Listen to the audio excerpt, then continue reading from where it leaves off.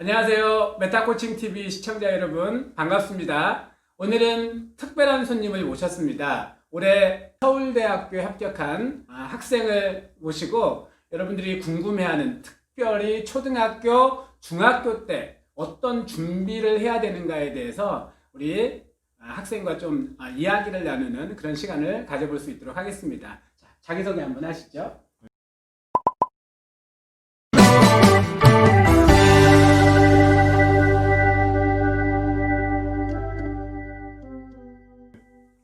안녕하세요. 저는 2020학년도에 서울대학교 공과대학 화학생물공학부에 입학한 조재호라고 합니다. 초등학교, 중학교 때 어떤 준비를 했는지 여러분 궁금하시죠? 특별히 공부법에 대해서, 그리고 독서법에 대해서, 그리고 시험 공부법, 그리고 계획하는 방법, 이런 방법들에 대해서 이야기를 한번 나눠볼 수 있도록 하겠습니다. 특별히 이제 서울대학교에 올해 합격했는데 어떤 전형으로 합격했죠?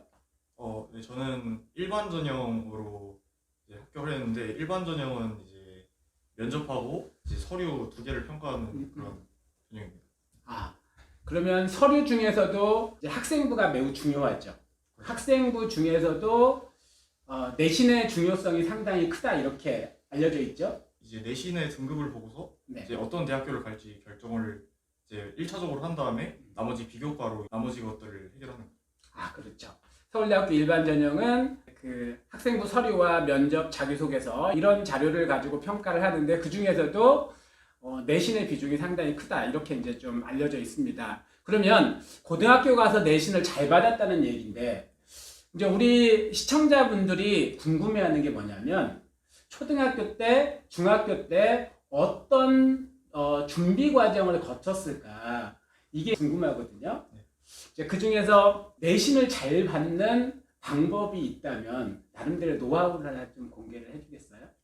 일단 제가 고등학교 때 내신을 잘 받았던 거는 이제 중학교 때 내신에 대해서 어느 정도 훈련, 연습 이런 것들이 이제 많이 진행이 되었고 거기서부터 제가 노하우 같은 게 쌓였기 때문에라고 생각을 하는데요. 간단하게 말씀드리자면은 두 가지 정도가 있는데 첫 번째 어떻게 공부를 해야 되냐, 공부법에 대한 것이 완전히 그 정립이 돼 있었고 두 번째는 멘탈 관리, 중학교 때 경험으로부터 결정이 돼 있었기 때문에 잘 됐다고 생각합니다. 두 가지를 이야기를 했네요. 그 중에 첫 번째는 나만의 공부법을 중학교 때 만들었다. 두 번째는 멘탈을 잘 관리하는 방법들을 어리지만 중학교 때 그것이 준비가 되었다라는 이야기를 했는데요. 그 공부법에 대한 이야기를 좀 해보죠.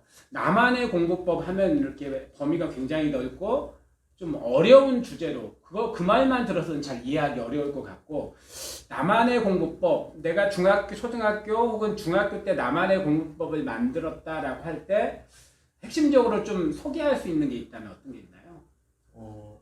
이제 제 공부법 중에 가장 이제 지대한 영향을 미쳤던 게 백지 공부법이라는 건데요.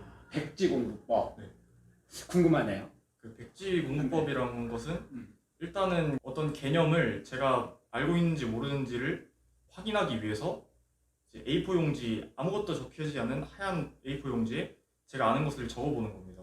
그런 과정에서 제가 아는 개념인지 모르는 개념인지를 확인할 수 있고, 근데 그 개념이 굳이 교과서에만 한정될 필요가 있는 게 아니라 이제 어떤 수업을 듣거나 아니면은 어떤 친구와 대화를 하거나 그런 것 아무런 상관없이 제가 습득한 개념이 있으면은 그거를 백지에 옮겨보고 그것이 완전히 제 것이 되는지 확인하고 제가 모르는 것이 있다면 다시 보완하고 이런 과정을 통해서 이제 개념을 완벽히 숙지한 것이 내신을 잘 받을 수 있는 키가 되지 않았나 생각합니다. 백지 공부법.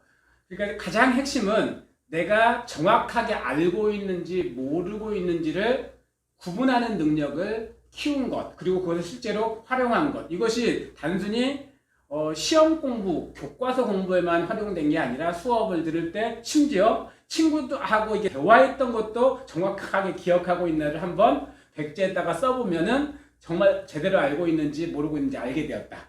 네, 왜냐면은 친구하고 대화한 것 중에서도 이제 어쩌다가 친구하고 대화를 하게 됐는데 제가 배운 교과서 내용 중에서 완전히 이제 새로운 내용 같은 게 어느 순간 들어올 때가 있어요. 친구하고 대화할 때. 그래서 너는 이런 걸 알고 있었냐 하면서 그런 대화를 했던 것을 다시 리마인드 하면서 이제 하면은 개념이 하나 더 느는 거겠죠. 친구한테도 배운 거네요. 그러니까 아이들이 그 공부를 못하는 가장 큰 이유와 원인이 착각이라고 이야기를 하죠. 내가 아는 게 아닌데 안다고 착각하는 것. 그것이 더 이렇게 강해질 때가 언제냐면 좋은 강사, 능력 있는 강사, 강의를 잘하는 선생님에게 들었을 때 착각이 더 심해진대요. 그렇죠? 네. 그러니까 사실은 좋은 선생님, 좋은 강사에게 강의를 듣는 것보다 훨씬 더 중요한 것은 그것을 내 것으로 만들어낼 수 있는 능력이 있느냐 없느냐. 이것을 전문 용어로 네 글자로는 메타인지라고 이야기하거든요.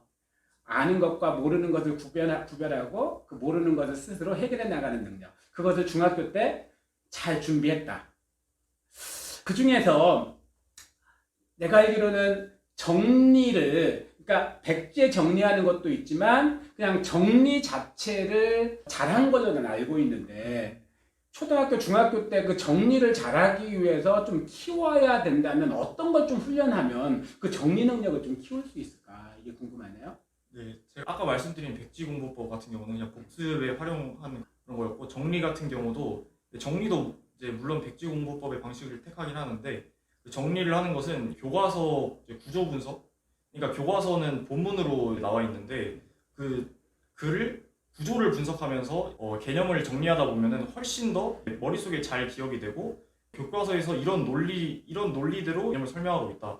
그것이 훨씬 더 머릿속에 더 박혀가지고 이제 시험 기간에도 기억이 더 잘 나는 거죠. 그래서 교과서 글 구조 분석, 그러니까 가장 핵심적인 것은 글 구조 분석인 거죠. 글 구조 분석. 단순하게 말하면 구조화라고 이야기하고 그 구조화는 내가 어떤 지식과 정보, 그러니까 텍스트를 사용할 수 있는, 써먹을 수 있는 상태의 지식으로 바꾸는 작업이라고 이야기할 수 있는데 그것을 중학교 때 훈련을 좀 했나 보네요. 중학교 때는 물론 이제 짧은 글을 먼저 주로 시작을 해야 되고 그다음에 두 번째로 논리적인 글 아니면은 도움이 되는 글, 정보가 담겨 있는 글 이런 글들을 가지고서 분석하는 훈련들을 계속 했습니다. 정보가 담겨 있거나 이런 글들 중에서는 우리가 교과서의 지문으로 본다면 사회나 역사나 과학 같은 지문들이 많이 가깝지 않을까. 그리고 교과서 지문, 굉장히 논리적인 지문이어야 되니까 교과서는 최상의 조건을 갖추고 있는 그런 지문이죠. 그리고 교과서를 가지고 특히 단문, 우리 아이들이 공부하는 글들은 다 단문들이죠. 교과서에서 공부하는 글들은 그 단문을 가지고 구조를 분석한다는 것은 중요한 내용을 찾고 그 중에서 더 중요한 것들을 찾고 중요한 것을 좀 이렇게 앞으로 두고 그런 방법을 말하죠. 네. 그런 것들을 중학교 때 좀 훈련하면은 고등학교 가서도 좀 도움이 될 수 있다. 자, 한 가지만 더 질문할게요. 그러면 이제 문제집이라는 것도 있잖아요. 그러니까 교과서가 있고 문제집이 있는데 이 개념을 안다고 해서 또 이것이 명확하게 내 지식이 되지는 않을 수도 있거든요. 그것을 활용하는 방법으로 이제 문제집을 활용하는데 교과서와 문제집을 어떻게 또 비중은 어느 정도를 두고 이렇게 공부를 했는지 좀 얘기해 줄래요? 그거는 과목마다 비율을 다르게 해야 되는데요. 암기 과목 같은 경우에는 개념 공부와 문제집 공부 이 비율을 8대2 정도로 했고 아니면은 극단적인 경우에는 막 기술과정 이런 과목들 있잖아요. 그런 거는 10대 0으로 하기도 했고 수학 같은 경우에는 이제 개념이 4 그리고 문제가 6 이 정도 그리고 이제 과학이나 이런 것들은 개념 6대 4 똑같이 그런 그 정도로 했습니다. 이게 그 공부법의 원리 중에서 그 서술 지식과 절차 지식의 원리라는 거거든요. 그러니까 그 모든 과목의 공부법을 활용할 때 비중이 교과서와 문제집의 비중이 똑같지 않고 지금 정확하게 이야기했는데요. 암기 과목이라고 하는 그러니까 개념이 많은 과목, 사회나 역사 같은 과목은 8대 교과서의 시간에 8을 쓰고 20%는 문제집에 썼다. 심지어 이제 기술과정 같은 거의 그 내용만 다 숙지해도 만점을 맞을 수 있는 그런 과목들은 뭐 100대 0까지 교과서에다가 올인했다. 근데 과학 같은 경우에는 개념에 한 60%를 쓰고 문제집에 한 40%를 썼다. 사실은 우리가 주요 과목 중에 수학 같은 경우에는 개념에 한 4를 쓰고 문제를 푸는데 한 6을 썼다. 이런 얘기죠. 그것이 내신을 잘 받는 비결이었다. 그러면 첫 번째 이제 내신을 잘 받는 방법에 대해서 좀 말씀을 이야기를 좀 나눠드렸고요. 우리 메타코칭 시청자 여러분 도움이 많이 되셨을 거라고 봅니다. 서울대 가기 위해서 중학교 때 어떤 공부법을 준비했는지 오늘 이제 그런 말씀을 좀 나눴고요. 다음은 또 궁금한 것들 있죠. 시험은 어떻게 준비했는지, 또 독서 중요하다고 하는데요. 독서는 어떻게 준비했는지, 또 공부 습관은 어떻게 잡았는지 이런 얘기들을 또 다음 편에 또 말씀을 좀 나눠보도록 하겠습니다. 자, 그럼 인사하고 마치겠습니다. 자, 감사합니다.